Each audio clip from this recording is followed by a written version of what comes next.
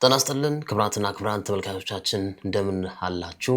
በድጋሜ ለመላው የክርስትና እምነት ተከታዮች መልካም ፋሲካ እላለሁ። በየትኛውም ዓለም ላይ የምትገኙ የእምነቱ ተከታዮች ዓመት በዓሉ የሰላም የፍቅር ይሁን።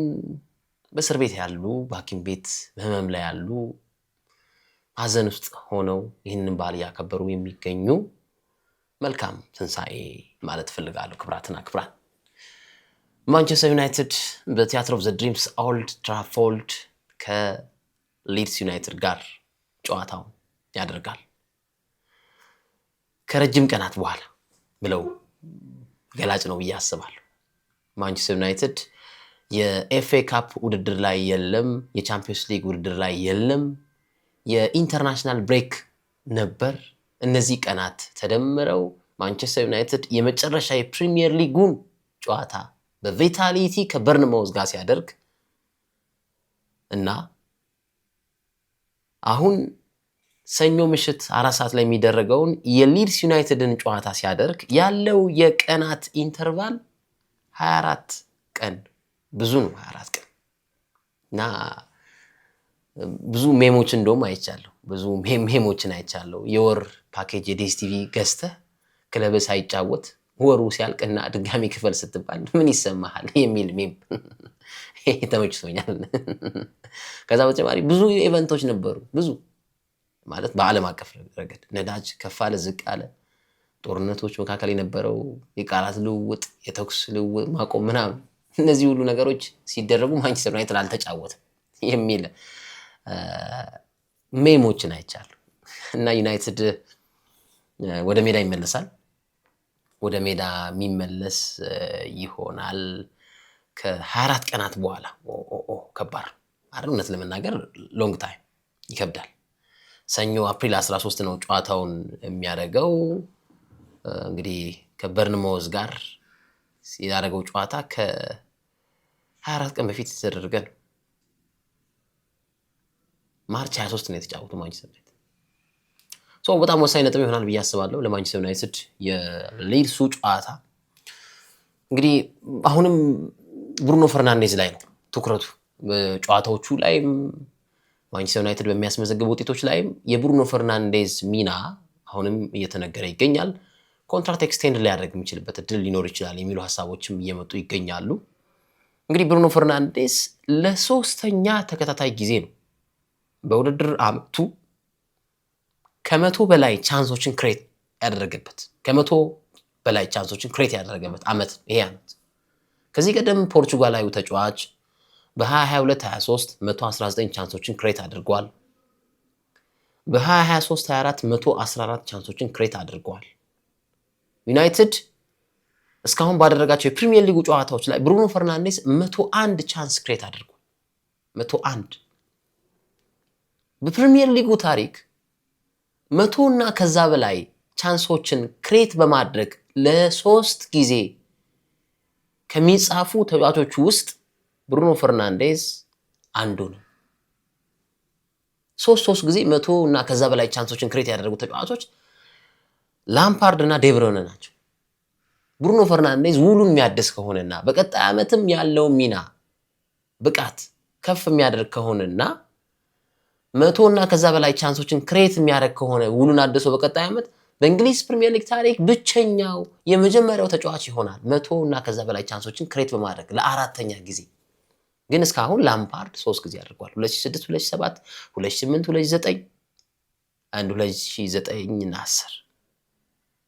ሌላኛው ቤልጂየማዊ ተጫዋች ዴብሮነ 2016 17 2017 18 2019 20። እነዚህ ተጫዋቾች ብሩኖን ጨምሮ 3 ጊዜ 100 እና ከዛ በላይ ቻንሶችን ክሬት አድርጓል። ብሩኖ በቀጣዮቹ ጨዋታዎች ላይ ቻንስ ክሬት የሚያደርጋቸውን ቁጥር ከ119 በላይ የሚያደርስ ከሆነ ወይም በሌላ አነጋገር አሁን ያለው 101 ቻንስ ክሬት ላይ ቆሟል። በሌላ አነጋገር 19 ቻንሶችን ክሬት የሚያደርግ ከሆነ ከዚህ በኋላ የሚደረጉ የፕሪሚየር ሊግ ጨዋታዎች ላይ የራሱን ሪከርድ ያሻሽላል። 120 ቻንስ ክሬት ያደረገ በአንድ ሲዝን ይባላል። ኔክስት ይር ኮንትራክቱን ኤክስቴንድ አድርጎ 100 እና ከዛ በላይ ቻንስ ክሬት ካደረገ the only player ይባላል በፕሪሚየር ሊጉ። ይሄ በጣም ምን አይነት ኮንሲስተንት ነው ያሳያል። በኋላ ላይ በደንብ እናየዋለን። የፕሪሚየር ሊጉ የዓመቱ ኮከብ ተጫዋች ዲክላን ራይስ ይባል ወይስ ብሩኖ ፈርናንዴዝ ይባል በሚለው ክርክር ውስጥ የቢቢሲ ተንታኞች ያስቀምጧቸው ነጥቦች አሉ። ይህንን እንመለከታለን። ብሩኖ አሁንም በሊድሱ ጨዋታ ላይ በየጨዋታው በነገራችን ላይ በርንማውዝ ላይ ብሩኖ ጎል ማስቆጠር፣ አሲስት ማድረግ፣ ጎል ኢንቮልቭመንት ብዙ ያለው አሁንም በዚህ ጨዋታ ላይ ዩናይትድ ሊድስን በሜዳው ሲገጥም ብሩኖ ፈርናንዴዝ ያለው የጎል ኢንቮልቭመንት ወይም የጎል አስተዋጽኦ 8 ነው። በፕሪሚየር ሊጉ በተደረጉ ጨዋታዎች ላይ ማንቸስተር ዩናይትድን እና ሊድስ ዩናይትድን በገጠሙባቸው ጨዋታዎች ላይ እንደ ብሩኖ የጎል አስተዋጽኦ ያደረገ ተጫዋች የለም።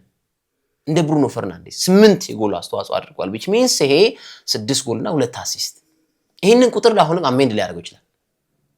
ከፍ ያደርገው ነው የሚሄድ። ማንንም ተጫዋች ለማንቸስተር ዩናይትድ ቤት ሊድስን በገጠመባቸው ጨዋታዎች ላይ ከፍተኛ የጎል አስተዋጽኦ ያደረገ እንዲባል ሊያስችለው ይችላል። አሁንም ነው ግን ቁጥሩን ከፍ ሊያደርግ ይችላል። ይሄ ሌላው ጥሩ ነገር። ሊድስ ዩናይትድ ካለፉት 8 ጨዋታዎች 7ቱን አቻ ወጥቷል። አንዱን ደግሞ አንዱን ደግሞ ሽንፈት አስተናግዷል። ከ8 ጨዋታ ሊድስ ዩናይትድ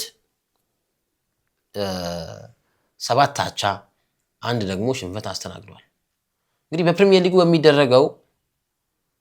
በሚደረገው የመቆየት በሊጉ ሪሊጌትድ ላለመሆን በሚደረገው ፉክክር ላይ አንዱ ሊድስ ዩናይትድ ነው። ሁለቱ ያበቃለት ይመስላል። አይ ቲንክ ሆፕፉሊ ያበቃለት ይመስላል።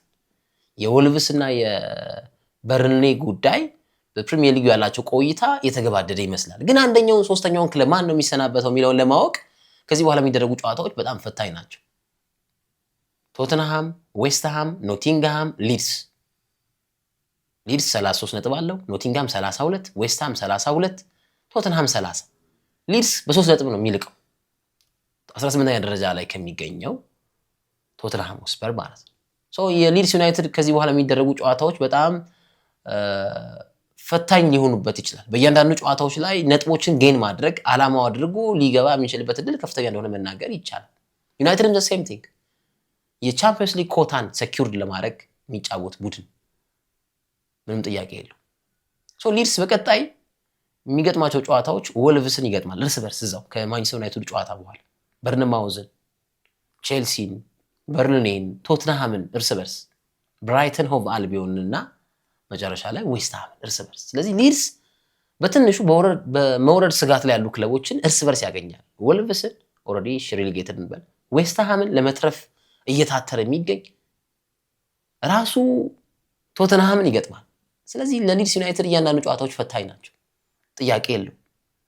በሚያደርጋቸው መርሃ ግብሮች ላይ እልህ አስጨራሽ ትግልን አድርጎ ወደ ሜዳ ገብቶ ነጥቦችን ለማስጣል እንደሚጫወት ምንም ጥያቄ የለው። ምንም ይሄ ለክርክር የሚጋብዝ ጉዳይ እንዳልሆነ መናገር ይቻላል። ዩናይትድም ግን የቻምፒየንስ ሊግ ኮታውን ደግሞ ይፈልጋል።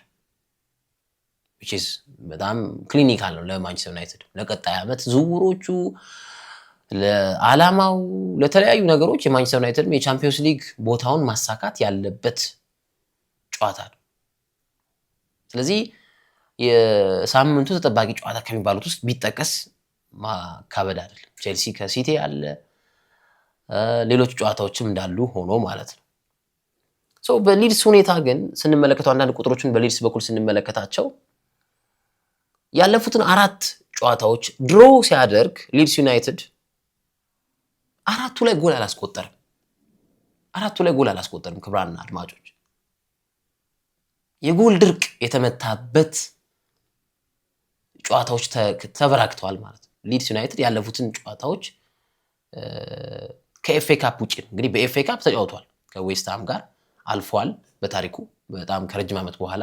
ግን ብሬንትፎርድን ሲገጥም፣ ክሪስታል ፓላስን ሲገጥም፣ ሰንደርላንድ ሲያሸንፈው ሜዳው ላይ ማንቸስተር ሲቲ ሲያሸንፈው ጎል አላስቆጠረም። ለመጨረሻ ጊዜ ሊድስ ጎል ያስቆጠረው በፕሪሚየር ሊጉ ፌብሩዋሪ 21 ነው ጎል ያስቆጠረው ከአስቶን ቪላ ጋር 1-1 ሲወጡ። እንግዲህ ሊድሶች በተለይ እስካሁን የተቆጠሩባቸው የጎል ብዛቶች 48 ናቸው። እንግዲህ አስቡ የማንቸስተር ዩናይትድ የተከላካይ ክፍተትና የተከላካይ አማካኝ ክፍተት ከሊድስ ጋር ያለው የጎል መቆጠር ብዛት ስንመለከት በ5 ብቻ ነው ማንቸስተር ዩናይትድ የሚልቀው።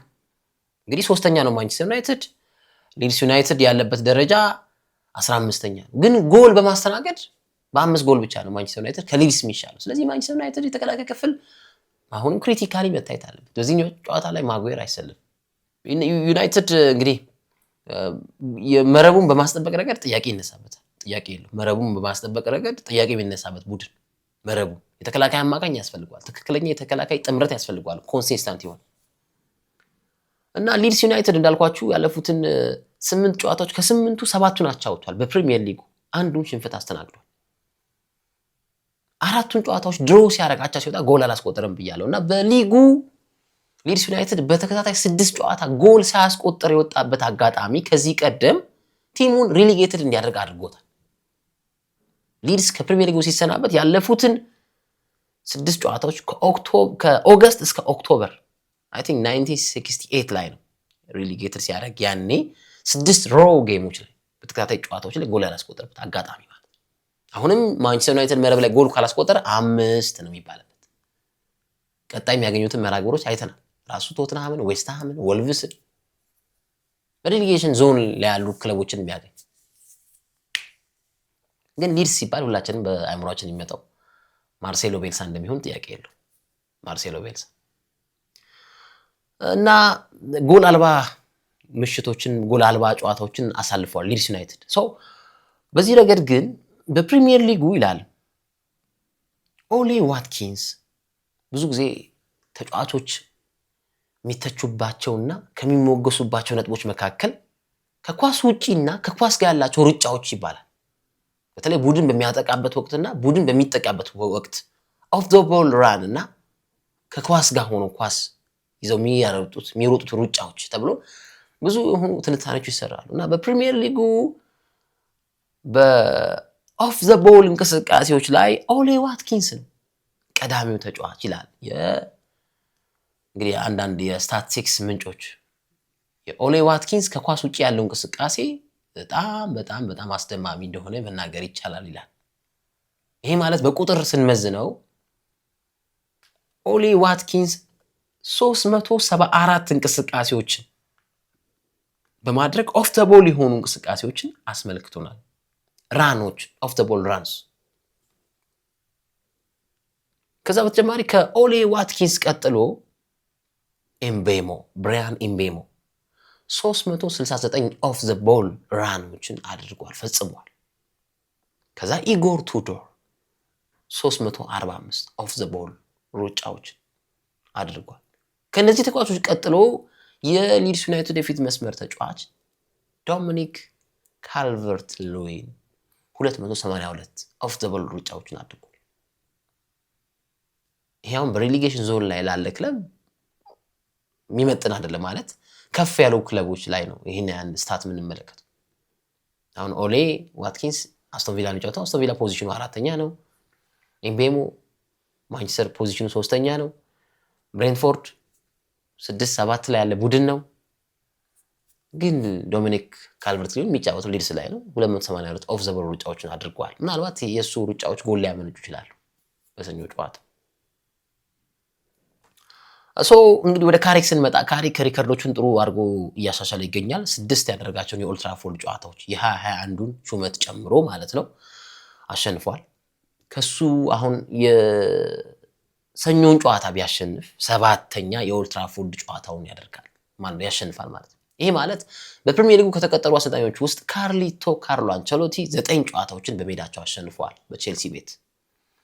7 ጎራን ኤሪክሰን 9 ማኑኤል ፔሌግሪኒ በሲቲ ማሊያ 11 የኢታድ ጨዋታዎችን አሸንፈዋል። ስለዚህ ካሪክ የኦልድ ትራፎርዱን ጨዋታ ሰኞ ሲያሸንፍ 7 ዊን የት ኦልድ ትራፎርድ ላይ የ21ን ጨምረን ይሄ አሪፍ ለሱ ስታት እኔ እንዲቆይ አልፈልግም ስቲል አሁን ግን ለቀጣይ ሲቪው አሪፍ ነው ብያምናል።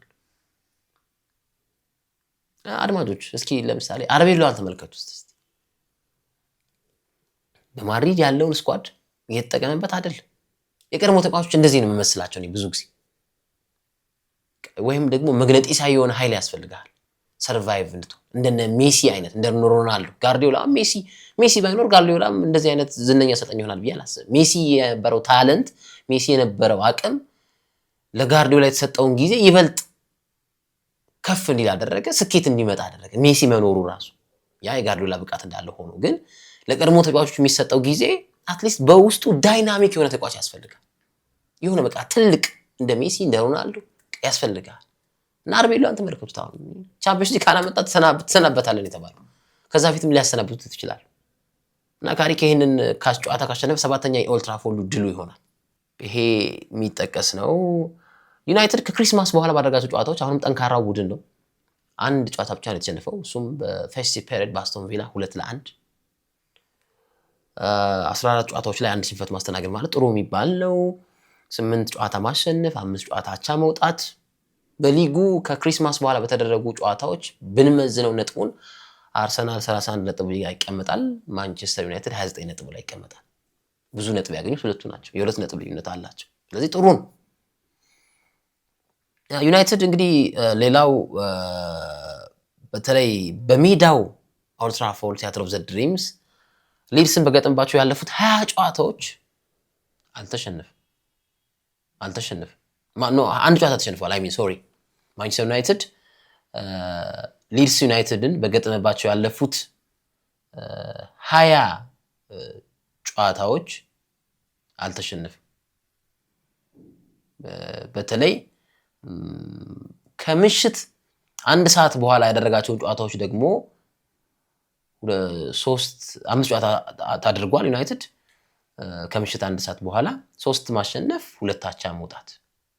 ስለዚህ ይሄ ጨዋታ ምሽት 4 ሰዓት ላይ የሚደረግ ጨዋታ ስለሆነ የሰኞ ጨዋታ ማለት ነው። ስለዚህ ዩናይትድ ባለፉት 20 ከሊድስ ዩናይትድ ጋር ባደረጋቸው ጨዋታዎች ሽንፈትን አላስተናገድም። ይሄ አሪፍ ነገር ነው። ግን ሊድስ ደግሞ የኤልላንድ ሮድን ጨዋታ ስናስታውስ የመጀመሪያው ጨዋታ ማለት ነው እንዲሁ በሮብን አሞሪም ስር የተደረገ ጨዋታ ነው። በኤልላንድ ሮድ የነበረው የጃንዋሪ ጨዋታ 1-1 ነው የተጠናቀቀው። ስለዚህ ምናልባት ዩናይትድን በኦልድ ትራፎርድ ጨዋታ ሰኞ ምሽት ላይ ሲጫወት ነጥብ የሚያስጥለው ከሆነና የሚያሸንፈው ከሆነ ከ1994-95 እንደ ግሪጎሪያን የዘመን አቆጣጠር በኋላ ወይም ከ31 ዓመት በኋላ ሊድስ በሁለቱም የፕሪሚየር ሊጉ ጨዋታዎች በሜዳው ኤልላንድ ሮድም ያደረገውን ጨዋታ በኦልድ ትራፎርድም ያደረገውንም ጨዋታ ሳይሸነፍ የወጣበት መርሃ ግብር ሊሆን ይችላል ከ31 ዓመት በኋላ። ይሄ ለሊድስ ዩናይትዶች ጥሩ ነው ብዬ አስባለሁ። ከዛ በተጨማሪ ዩናይትድ በሜዳው ባለፉት 18 ጨዋታዎች ከሊድስ ጋር ሲጫወት የተሸነፈው ለመጨረሻ ጊዜ 1981 ፌብሩዋሪ ላይ በዴቭ ሴክስተን በተባሉት አሰልጣኝ ስር። ይሄ ማለት ከ45 ዓመት በኋላ ሊድስ ካሸነፈው ዩናይትድን ሰኞ የሚሆን ሌላ ሪከርድ ይሆናል፣ ግን ሞሮፍ የሚሆን አይመስልም። ስለዚህ ዩናይትድ ወሳኝ ነጥብ ለማሳካት ይሄንን ጨዋታ ያደርጋል። ወሳኝ ቁልፍ ጨዋታ እንደሚያደርግ ይጠበቃል። መልካም ድል ለዩናይትዳውያን ማለት እፈልጋለሁ። በነገራችን ላይ በዚህ ዩቲዩብ ላይ የሌሎች ክለቦችም ትንታኔዎች ይኖራሉ፣ ዜናዎችም ይኖራሉ። ያው የተደራጀ ስንሄድ ማለት እወዳለሁ። ግን መልካም ድል ለማንቸስተር ዩናይትድ ደጋፊዎች ልል እፈልጋለሁ።